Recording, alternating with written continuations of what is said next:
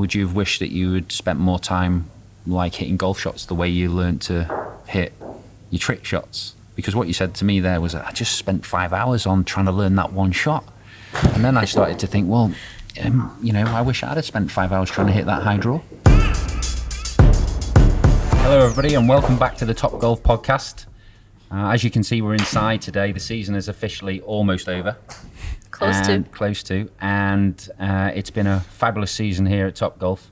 We've been very lucky with many things, with how many people we've had visit the centre, the weather, and obviously, unfortunately, the disaster in the world at the moment has brought many people to the game. So we've been very fortunate here to meet many people, and Toppgolf has been very popular for so many people. So we've had a great season here.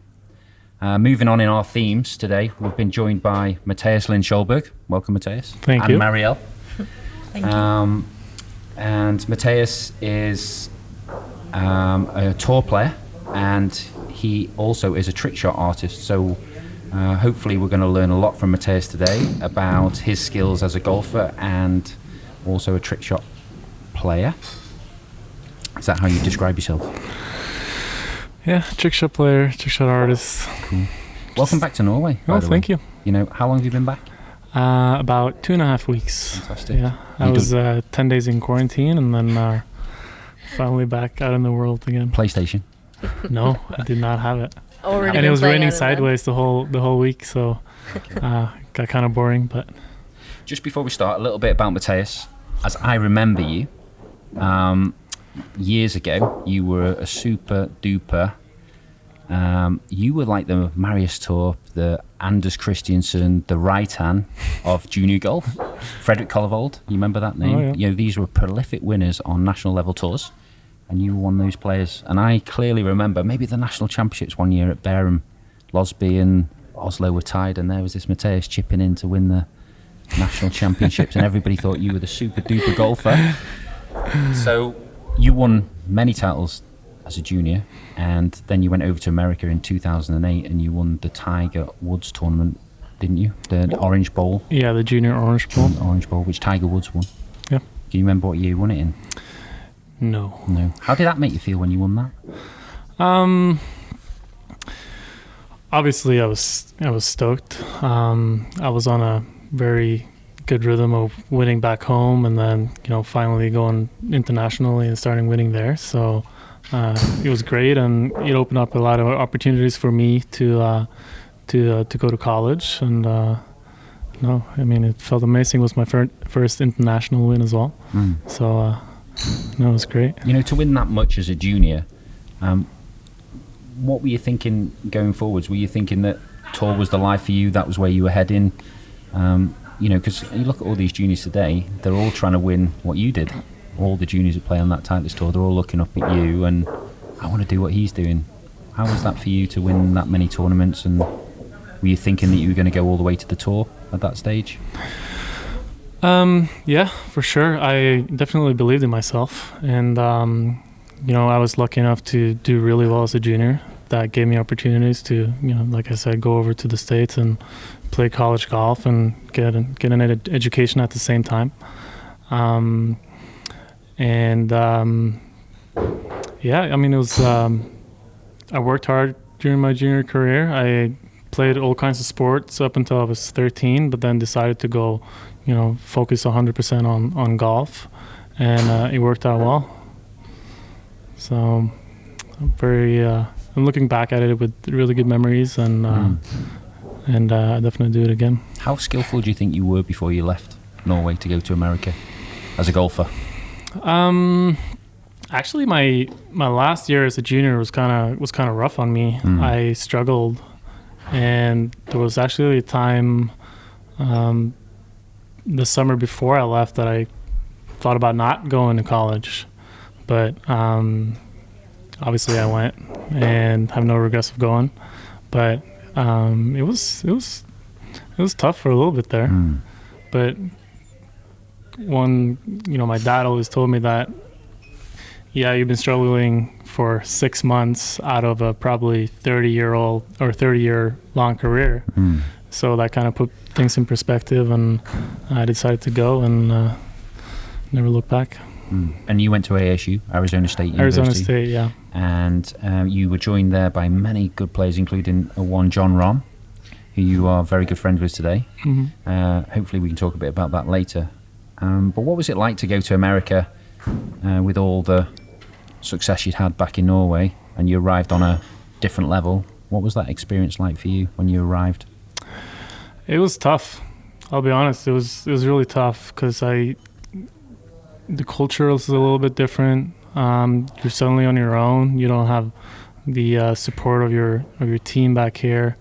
We obviously communicated over phone and email and all that stuff, but once you struggled, you kind of felt alone because I didn't really have anyone to go to. I remember our first ever team meeting at Arizona State. The coach came up and he said that you are now at Arizona State and it's your own job to motivate yourself and you should perform. Really? Yeah. He did say that? Yeah. So the coaching mentality was very different because I was used to, if you were struggling, you could go talk to your coaches and they would, stick with you and help you through it. While over there, they kind of said, all right, you're struggling, then you're out of the lineup and you can't play next tournament. So that's harsh. So what was it like for you, Marielle? You went to college. Was it the same experience for you when you went there, or? Well, I feel like when I got to Denver, they were mostly about trying to help you as much as possible. Yeah. So whenever you had an issue or if you were homesick or whatever, the coach would get us a psychologist sort of that would help us out and talk through what was the problem and sort of help us. So they were really if you're struggling with this, all right, then we're gonna sort of give you the resources that you have to try to get yourself back at it. But then again, you were still alone basically. Just like Mathias says, because you don't have the same kind of support system as you do back here in Norway, though. So, first year ASU, what was that like for you? Did you win any tournaments? Did you practice harder? Did you play more golf? What were the differences from back home? Played a lot of golf for sure. We were extremely spoiled in college. We had the best practice facilities. We had all the equipment we wanted. You have it on campus too. And we have it on campus too. I mean, I lived about 5-minute bike ride to the golf course, and we have our own clubhouse that we can just hang out. Our own locker rooms. We had a ping pong table. We had our own TrackMans. We had everything. So we definitely played a lot of golf. Usually my day kind of looked like 6 a.m. morning workouts with the team, and then we would have school from about 8 till noon, and then we would either practice for a few hours or we would play qualifiers. So, and usually get home around 5 or 6, and then you got to do homework. So full days. Long days in the library. Sounds tough. So what was coach like? You had a couple of different coaches in America, didn't you? We had a lot of assistant coaches, but I had one head coach. Yeah. Okay, and he was Tim Mickelson. Phil Mickelson's brother. Yes. And what was that like?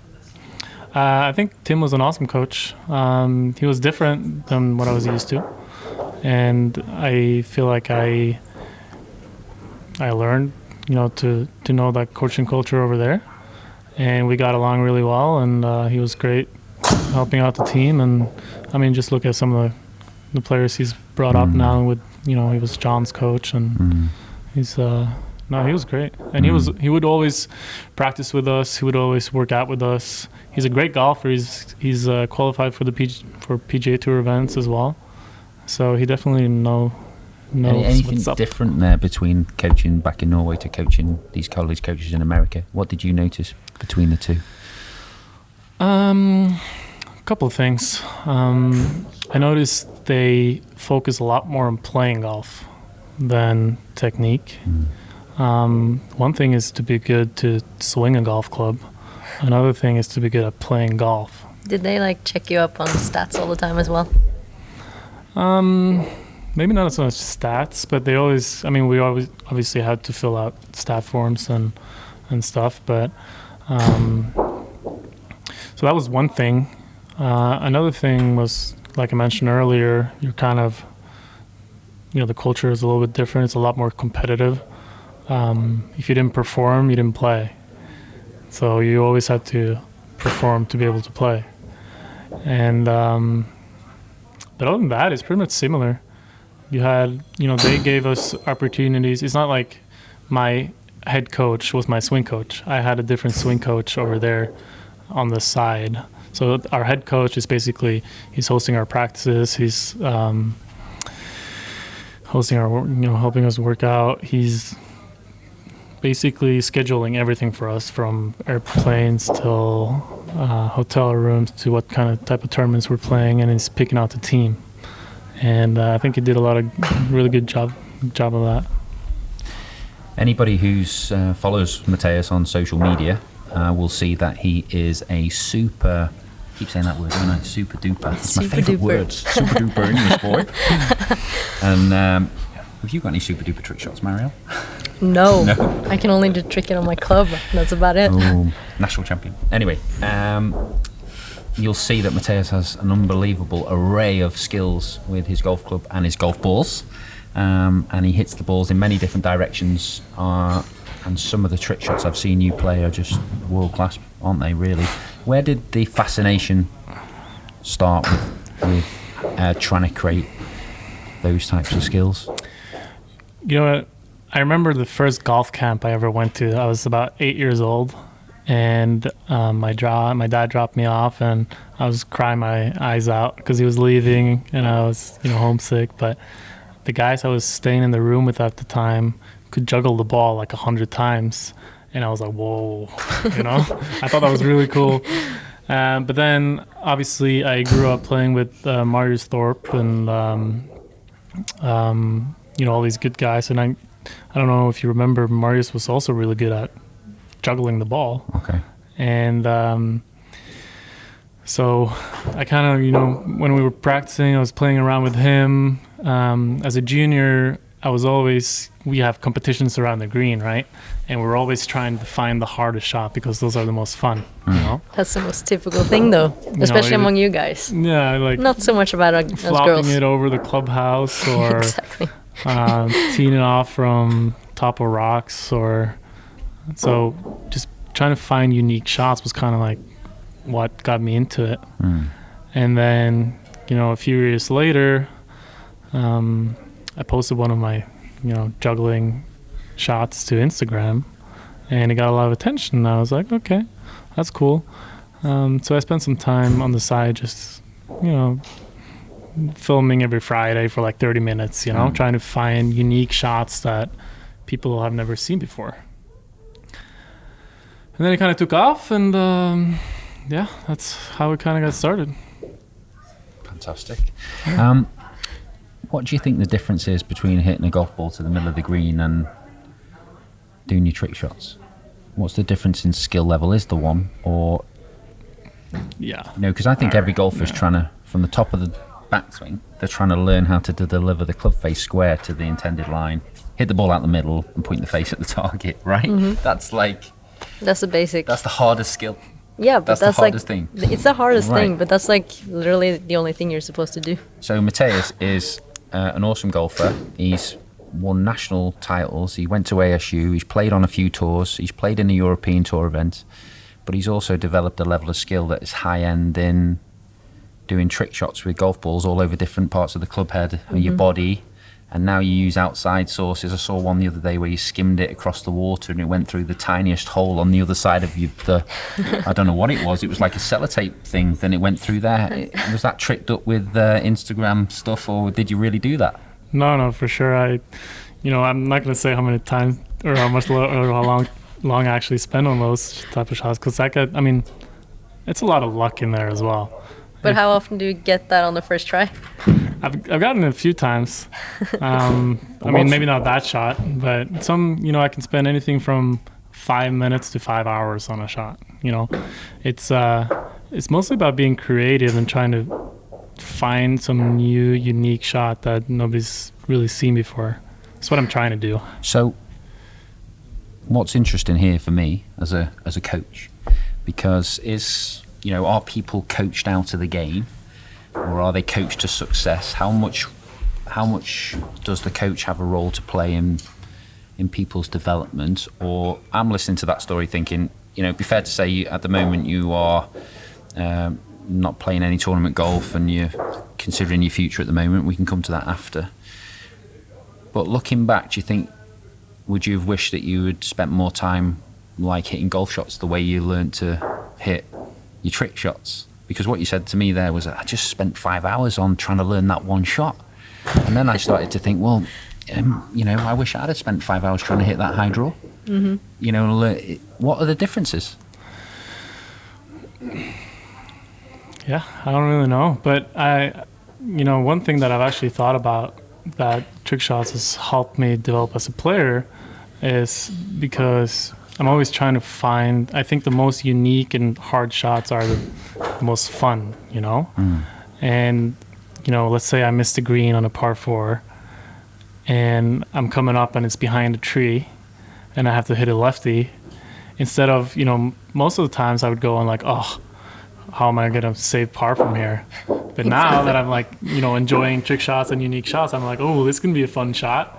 This can be, imagine if I can pull this off, So my mindset kind of changed on it. I definitely feel like I have a lot of better, eye-hand coordination. Helps a lot, with doing juggling and stuff. But just from like practicing one shot, I definitely think that going out on the course and just practicing that one draw that you're having for 5 hours, it's definitely going to be good for you. So you can definitely draw some similarities on that. Good for Tommy Fleetwood. He's done all right, hasn't he? Rory, right. High draw Rory. Mm-hmm. What does Jon Rhamn hit? Does he hit a high draw? Fades. Yeah. I mean, he can hit every shot, but off the tee is like a little cut. Do you think you were overcoached? Yes and no. I think, it's obviously not their fault, but I think that I wish I learned to play golf instead of learning how to swing golf. But it's also a good balance, because right here in Norway you have 6 months where you have to be indoors and you can work on your technique. But I wish that in the summer I just trusted what I learned for the last 6 months and worked on my technique and put that on the golf course and just play. And just learn how to play the game. There's a message to every young junior golfer in Norway. All your junior golfers need to hear that, Marielle. Yeah, I agree. That is quite a powerful statement there for me. Would you have the same?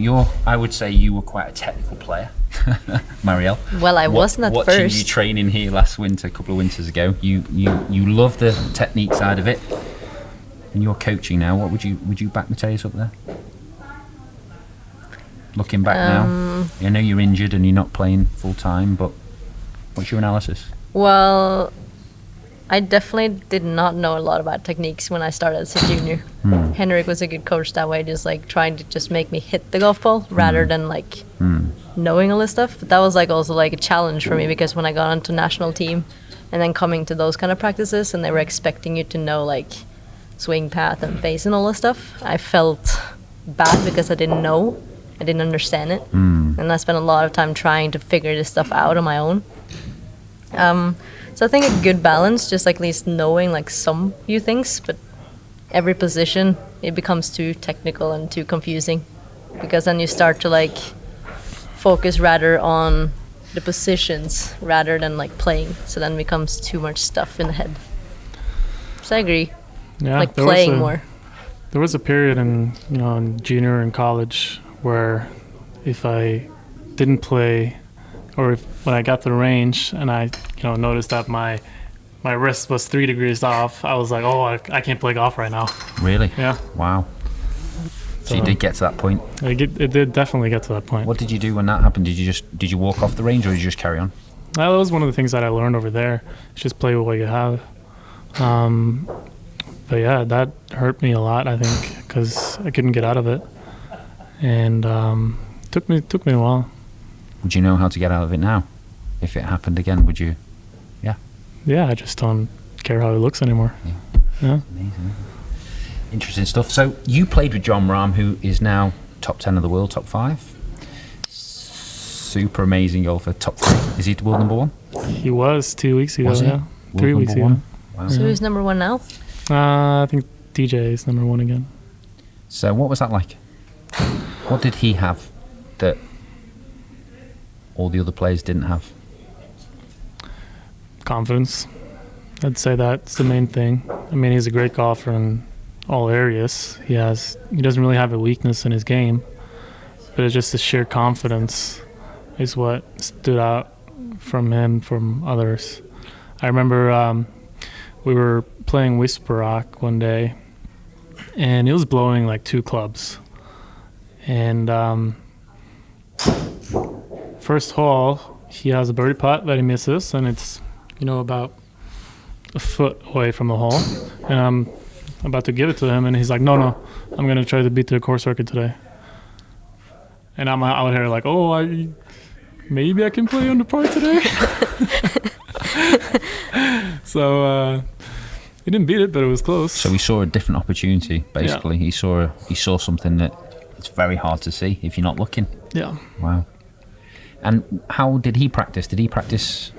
I remember watching quite a famous clip of Jon Rhamn saying how he practiced as a junior, how he learned to hit all the, bit like Tiger's story really. He learned to hit all the different types of shots. He messed around with his mates a bit like you did with your trick shots. He was hitting shots through buggies, round corners, up and over trees.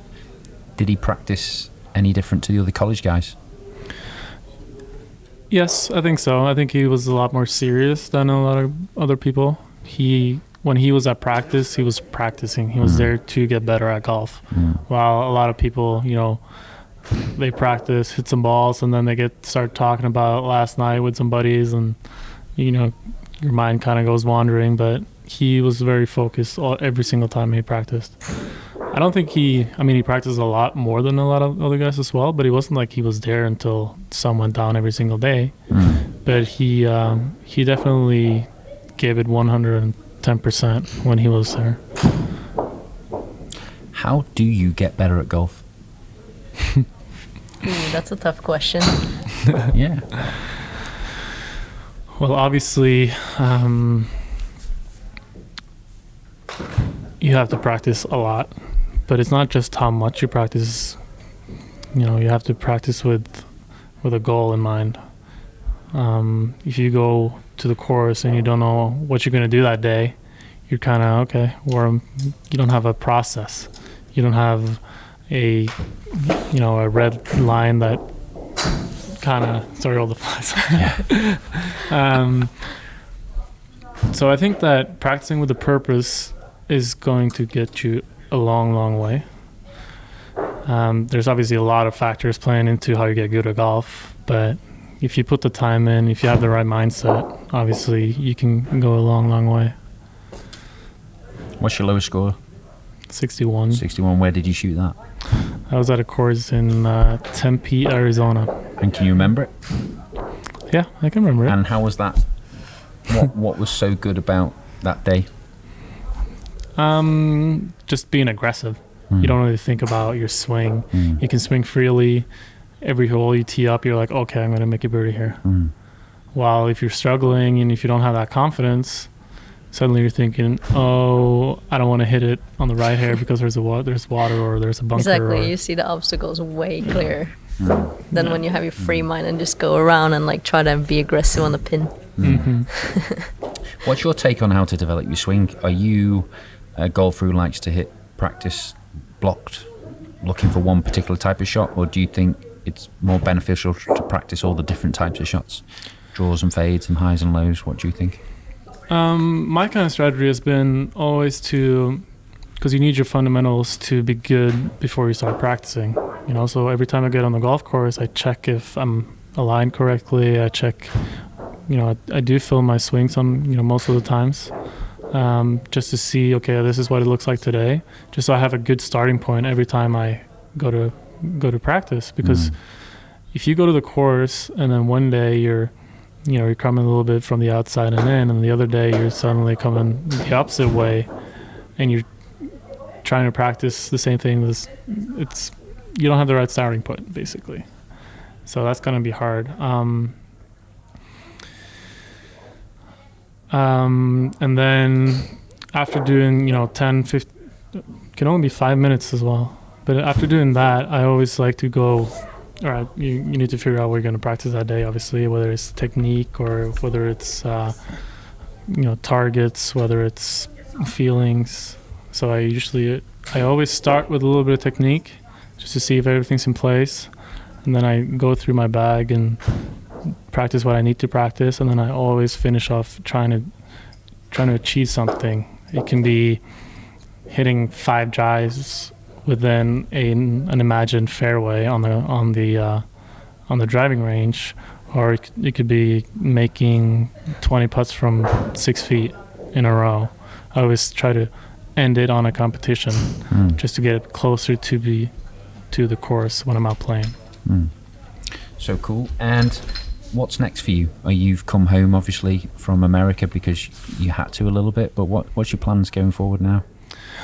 Yeah, I've been 9 years almost in Arizona. I've been there since I was 19 years old, and obviously my plan this year was to go back to the PGA Canada Tour, but the situation is what it is, and I was not able to travel. And it was just a good time to come home and maybe get a change of scenery, and maybe that'll do some good and maybe help me develop longer. And right now I'm gonna, there's no more tournaments this fall, but I'm gonna continue doing social media and making content, and we'll see what's gonna happen in the future. What's the most favorite trick shot you have? Do you have names for them? I don't really have names for them. I've been trying to come up with names for them, but they'll be like, My favorite is probably something that I do with my legs, just a drive around the legs, where kind of like I look at different sports. Have you ever seen like football freestyling? So I try to take some of that and plug it into whatever I do and see if I can do that with a golf ball. Did you used to do that when you were younger with golf swings? Did you used to do that looking at other players and try and imagine you swinging that way? Or yeah, all the time. And who was your hero when you were growing up? Well, it's got to be Tiger, obviously. But I remember looking a lot at Trevor Immelman's swing as well. Impressive play. Impressive play. So, building up to this, I was asking a few people on social media to ask Mathias some questions. And we got some interesting questions for you. So I'll fire them away. Okay. And edgesports.no, I think it is. I think it's Kim upstairs. Yeah, that's Kim. Says, Mathias, why do you always take your shirt off when you're training with me in the gym? Thought that was a really interesting question. Do you have an answer? That was back when I was fit. Yeah. Cool. Time Indicator wanted to know, what is your dream Rolex? Ooh, my dream Rolex. No, what is your dream? What is your dream? And he put hashtag Rolex because I think he's a Rolex collector. I saw that. But he was asking you, what is your dream? Well, I think the Submariner is really cool. And, you're asking me? Yeah. I actually thought you were asking about the favorite Rolex, not the dream. He put hashtag Rolex. I just thought I think he's a Rolex collector. I don't want to plug him anymore, but anyway. All right. Well, my dream then is to get on the PGA Tour and be sponsored by Rolex. Fantastic. How about that? Fantastic. That's a pretty awesome dream to have. What's your dream, Mariel? Coach or play? It's a secret. Oh. Ooh. Coach or play? Why can't I do both? Why can't you do both? You can, yeah, that would be awesome as well. A bit like Robert Rock. Robert Rock is super golfer, nearly won the Scottish Open, and there was that word super again. And you use super all the time. It's like your word. Super duper. And Robert Rock is coaching some great players on tour, isn't he? Okay, Dennis Golf is asking, how long was he in the USA? You've already answered that question, haven't you? 9 years. 9 years. Why Arizona? I actually played a junior tournament there called the Junior Thunderbird. Played that twice, I believe, when I was 15 and 16. And I got some offers from different schools. I went to visit Florida State. Liked it there as well, but I kind of always I always thought that Arizona was a special place. And the coach at Arizona State at the time, the one who recruited me, Just seemed like a great coach and an awesome guy. And I don't know if you remember Knut Bursheim. Yeah. Yeah. He played at Arizona State. He did, didn't he? Just before I got there as well. So he kind of helped me, showed me around. And then we also had people that we knew over in Arizona, which kind of made the transition a little bit easier for me to move over there by myself. Why did you start playing golf? Ooh, that's a good question. I started when I was 7 or 8 when my grandpa introduced me to golf. Standard. Yeah. But I played football was my main sport for many years. And golf was kind of, a side thing, as well as tennis, biathlon, cross-country, skiing, snowboarding. So I did everything growing up. But then the first time I actually applied for the Norwegian top athletic, the high school, I actually applied for football. Really? Yeah. I did not know that. But then I got injured. I got stress fracture in my foot, and I got sletters. Mm-hmm. Is that what it's called? Those things on your knees. Yeah. And so I can run for about 6 or 8 months. And I just picked up golf during that time, and I got really good really fast, and that's when I decided. Fantastic. What advice would you have for 10 to 12-year-old golfers?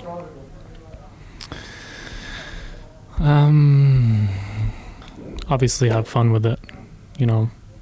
I don't think that I think that people should do all types of sports up until a certain age. I did it till I was 13. Then I thought it was time to change. But at the same time, play a lot of golf, because you need to get good at, like I said earlier many times, just get good at playing golf and know your game, know your swing, have fun with it, and yeah, when you practice, and then you save the fun for the last half hour. Anders Ordland wants to know, what's the best way to improve your overall game? So that's pretty much a similar question, but I'm asking it. Yeah. Obviously, you got to figure out where to improve. If you're a great driver of the ball, but you're struggling at chipping, you obviously got to practice chipping. But at the same time, what a lot of people do is that they always practice whatever they're struggling. You got to play on your good parts as well. So you need to keep practicing what you're good at. If your favorite club in the bag is the driver, you need to start, keep practicing and building that same confidence with the driver as well. So don't forget that. But yeah, just figure out what your weaknesses are, spend some extra time doing that, but at the same time, keep up with everything else. And then, Quite a lot of our early podcasts were talking about the season's coming to an end. And we're moving to the indoor season, and you're back in Norway. Question from me then, how are you going to keep improving? Well, I'm actually lucky enough that I had the option to travel to places where I can play golf, like Spain. So I'll definitely be doing that as long as I'm able to, because of the pandemic, obviously. But so that's one way. The new indoor facilities that they're building around Oslo right now are so good that it almost feels like you're outside sometimes with the TrackMan simulators, and so it's just being creative and taking advantage of the opportunities you get. I will definitely improve my technique and my swing when I'm here, and not being able to go to grass or to play on grass. And then once I get on grass, I'll focus on becoming a better golfer and playing the game. You're an average golfer, a member of a normal golf club here in Norway, and you can't quite get out of the country. and you practice here at Toppgolf, how would you recommend the mid-level golfer to come to Toppgolf and train? Well, I definitely think that if you have the opportunity, you should get lessons so that someone can point you in the right way. Golf is a sport where you have to practice to get better. It's not like someone can just tell you what you're doing wrong and then you'll get better right away. They'll give you lessons on, or homework on, what you have to get better at, and then you actually have to do the work yourself, because they can only point you in one direction, but you have to actually practice and get better yourself, because like every change is going to feel different right away, but for you to make it normal, you just have to practice more. That's all it is. Just practice with the goal in mind. Yeah. You have a coach at the moment, or are you doing it on your own? I still have a coach. Yeah. Cool. And would you contact online or in person, or? Well, it was in person up until 2.5 weeks ago. Okay. Yeah. So right now we'll just keep it online, and I'll have some lessons with my old coach back here. And how do you find that online coaching? How do you find that experience versus being in person? It's definitely a little bit different because you don't have instant feedback, even though technology has come a long way, that you can send a video or your phone and it'll be there. You can have a response in 10 seconds. But the coach being there, seeing the actual shot as well helps. But if you and your coach are on the same plane on what you're working on, then it's pretty easy to just send a video. He'll give you a comment and you know what to do. So it wouldn't be a problem at all. A lot of people do it. The coach can't travel to every tournament with you, so you gotta get used to it. Now, Mariel, what do you think about what you've learned today from listening to Mathias? Is there a message in his story that all the other juniors in Norway who are coming up through the ranks, and some quite talented young juniors now, all have the dream of going to America? Is there a message in this story for them, do you think? Yeah, well, I just think about the way that I'm trying to coach my juniors at this point as well, like how I should be aware of not teaching them too much stuff, just rather let them figure this stuff out on their own. Maybe be creative, let them try different things, and literally just be more out on the golf course, trying to figure their own swing out, and then just like coach them in the right direction rather than like trying to expose them into too much technique stuff. But like generally, like it's important, and I see they follow players like Mathias as well with juggling and stuff. And I think it's like cool if they try to do some of that as well, because in general that can help them with more skills in their actual golf swing, Yeah. I think the message there in this story is that Mathias spent 5 hours trying to pull off one trick shot in that moment, probably 5 hours. Yeah. I mean, I think there was a golfer played in the national championship this summer in Norway, and he dug the whole driving range up, but he was trying to probably work on a position rather than a shot or a skill. But my learning here is that's kind of how I'd like to see people practice the game. Stand there and practice it until they actually get that skill. Learn to deliver the club the way they want to, and if that wasn't the one, do it again till they get it. And that's kind of lost, I think. If you think about hitting a straight shot or a high draw, for example, you would probably rehearse the movement as much as you can and then go in and hit it and see what happened, and then go back, rehearse the movement again and try and deliver it a little bit different. And you're probably making little tiny subtle changes each time. I've got that skill. I own it. It's mine. But we never get there. And I think that's really interesting. Yeah, because if you practice it that much as well on the range and then you pull it off on the golf course, it's awesome. Yeah. And it's just, I always like to refer to skateboarders, watching, or if you ever see a young junior on the driving range, like below 15 years old, stand there and watch them. Just watch what they do. Because there's no fear of failure. There's that, I remember the other day I was watching some kid had just sat down a bit to the left of him. I didn't show him that I was watching him. And he just hit, and he tried again, and he tried again. He rehearsed it, and he tried again. He just kept going. And it was like, that's kind of what most golfers, when you watch on the range, miss. They just get frustrated, and I can't do it. you know, and if you think of a skateboarder, how many times they fall off the skateboard. I was a skateboarder myself. You know, I know that can be kind of painful. Yeah, and they fail a lot, and that's kind of like golf, really. And you're kind of going through that barrier till you get that skill, and that's kind of my message. And that was what I was trying to ask Mathias when I was asking about. And it wasn't at you or your coaches or anything like that. It's just my belief about, you know, learning new skills. And, you know, these young juniors, I'd like to see them be given a set of clubs, and this is maybe one way you could hold it. This is one how you might stand. Have as much fun as you can with these clubs and try and deliver them in as many different ways as you can, and see what skills you get.